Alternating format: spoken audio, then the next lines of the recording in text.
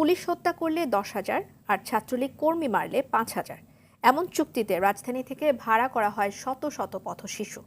তাদের দায়িত্ব ছিল সরকারি স্থাপনায় আগুন দেয়ার। এমন একজনকে গ্রেফতারের পর গোয়েন্দা পুলিশ জানায় বগুড়ার এক যুবদল নেতার নির্দেশে ঢাকায় তা বাস্তবায়ন করে আজিজ নামের আরেক যুবদল কর্মী। অর্থ আসে মহানগর বিএনপি নেতাদের কাছ থেকে। ইকবাল অনিকের রিপোর্ট। বগুড়া যুবদল নেতা নূরে আলম সিদ্দিকীর নির্দেশে রাজধানীর বিভিন্ন বস্তি থেকে ছিন্নমূল মানুষ ও পথশিশু কিশোরদের ভাড়া করেন।